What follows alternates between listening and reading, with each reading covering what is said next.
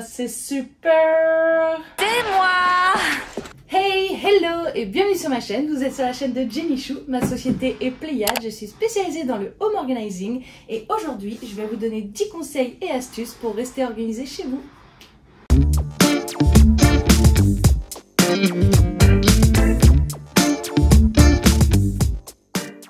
La première règle, c'est la règle des 2 minutes. Je ne sais pas si vous la connaissez, mais cette règle en fait est pour une tâche qui ne vous prendra que 2 minutes. Plutôt que de la repousser au lendemain, faites-la de suite. C'est-à-dire que par exemple, vous allez boire un thé, une tisane le soir devant la télé, vous allez poser votre tasse sur votre table basse et vous allez la laisser là. Non, non, vous la prenez, vous la mettez dans l'évier, vous la rincez et ensuite vous la rangez. Ou bien vous la rangez dans le lave-vaisselle, peu importe. C'est chouette. Par exemple, vous finissez de plier votre linge. Ok, tout le monde plie son linge. Et vous avez tendance à le poser dans votre chambre, au lieu d'aller le ranger directement. J'étais la première à le faire avant. Je laissais mes affaires et je les rangeais plus tard. Je me disais, vas-y, je le ferai plus tard.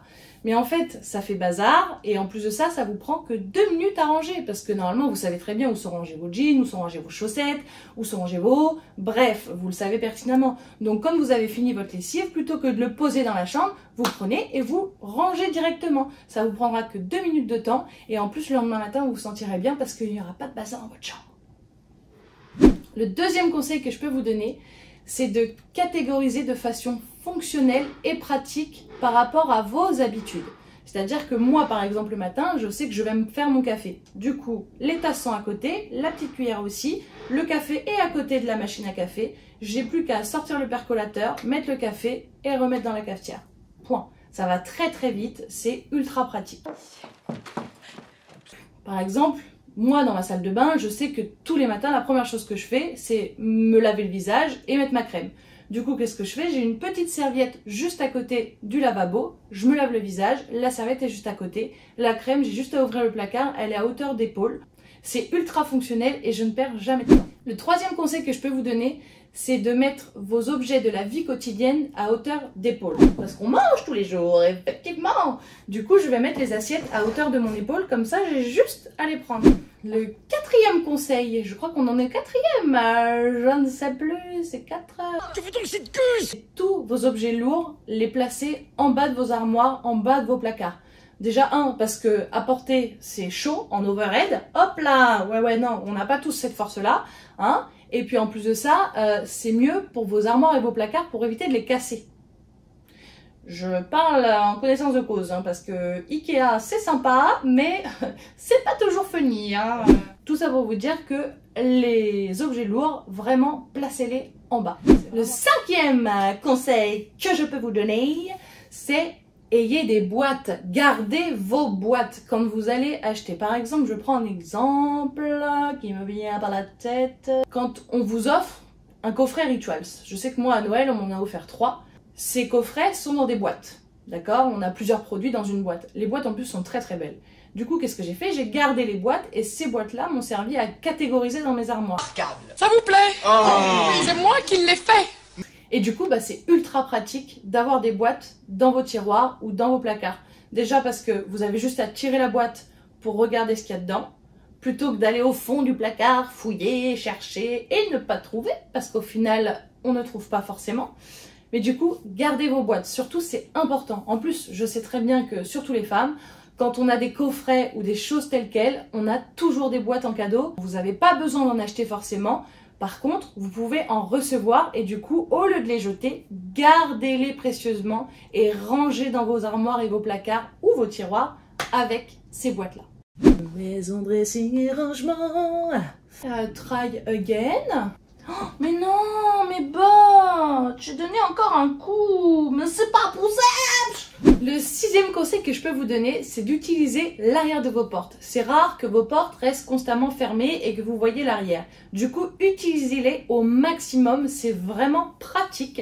Vous avez sur le site Maison Dressing et Rangement, je vous le mettrai en description, le lien direct, un truc qui s'appelle Utility Home Port. Et c'est quelque chose avec des petites caisses, mais vraiment pas très très grande, où vous pouvez y ranger des foulards, vos ceintures, des chaussures, vous pouvez vraiment des livres, enfin en fait vous pouvez vraiment l'exploiter au maximum et ce truc c'est hyper pratique, que ce soit pour les produits d'entretien, que ce soit pour un dressing, que ce soit pour une cuisine, enfin peu importe. Et en attendant, ce truc là c'est ultra pratique et en plus vous pouvez régler les petites caisses à hauteur que vous souhaitez. Vous pouvez en mettre des plus hautes, vous pouvez en mettre 3, vous pouvez en mettre 2, vous pouvez en mettre 4, bref, c'est génial.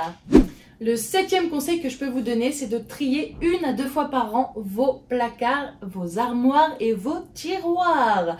Oui, je vous jure que ça peut être vraiment utile parce qu'en fait, il y a pas mal de choses qu'on n'utilise pas. Si vous voyez que pendant plus d'1 an, il y a quelque chose dont vous ne vous êtes pas servi, mis à part une visseuse, parce qu'on va peut-être pas s'en servir constamment, hein, ça c'est sûr, mais s'il y a une chose dont vous ne servez jamais, c'est-à-dire que vous n'en avez absolument pas besoin. Donc du coup, on prend, on amène en assos ou bien on jette si c'est cassé. Le 8e conseil que je peux vous donner, c'est de compartimenter vos placards et vos tiroirs. C'est-à-dire que vous les compartimentez, vous avez soit des séparateurs de tiroirs, soit des séparateurs dans les armoires qui sont un petit peu plus grands, ou bien vous avez les boîtes. Donc on en revient au conseil que je vous ai donné tout à l'heure. Les boîtes, c'est super important parce que déjà ça compartimente et en plus ça catégorise. Parce que dans une boîte, vous n'allez pas mettre et des chaussettes et des ceintures, vous allez mettre que des chaussettes. Oh là là là là, Lucati lo souk. Par exemple, dans votre tiroir de cuisine, vous compartimentez vos couverts. Vous mettez les cuillères avec les cuillères, les fourchettes avec les fourchettes, les couteaux avec les couteaux. Du coup, pourquoi vous ne le faites pas dans les autres tiroirs ou les autres placards? Compartimenter, c'est super important et en plus, vous allez tout trouver tout de suite, c'est formidable. Le 9e conseil que je peux vous donner, c'est quand vous vous déplacez dans votre maison, dans votre appartement, récupérez une chose qui est près de vous pour aller le ranger en même temps. Un exemple, quand je rentre du travail, je me change vite fait dans l'entrée. Oui, c'est un petit peu le bazar, j'ai pas trop le temps. Je me change un petit peu dans l'entrée. Je laisse par exemple ma ceinture, mes bottes, n'importe quoi. Sauf que quand je rentre, du coup, il y a les bottes dans l'entrée, il y a la ceinture dans l'entrée. Du coup, c'est un petit peu le bazar. J'aime pas ça. Du coup, la première chose que je fais, je pose mon sac, je prends ma ceinture et je l'emmène directement dans le dressing. Ça m'a pris 1 minute. Et c'est rangé, et au moins ça ne traîne pas pendant des jours et des jours. Le 10e conseil que je peux vous donner, et ça, je pense que pour les gens qui procrastinent, ça va être plutôt pas mal de le savoir, même si je pense que vous le savez déjà, c'est ne reportez pas au lendemain. Non. I don't want this. Concrètement, si jamais vous avez une tasse à ranger, vous n'allez pas vous dire « Oh, je vais la ranger demain ». Non, vous la prenez, vous la mettez dans la vaisselle ou hop, vous allez directement la nettoyer dans l'évier. Hein. Ça prend 2 minutes de temps et en plus, c'est rangé et au moins, c'est pas le bordel. Allez, je vous donne encore un conseil parce que je suis plutôt sympathique. C'est prendre 20 à 30 minutes tous les 3 jours à peu près pour ranger, cleaner un minimum votre maison ou votre appartement. Par exemple, vous avez votre déclaration d'impôt à faire. Voilà. Vous vous êtes mis un petit post-it pour rappel à faire la déclaration d'impôt, mais ça c'était lundi et là on est mercredi. Du coup, vous ne l'avez toujours pas faite. Du coup, prenez 20 à 30 minutes pour faire votre déclaration d'imposition. Comme ça, le post-it, on le jette. Rangez tout ce qui peut traîner dans la maison. Une tasse, une ceinture, des bottes.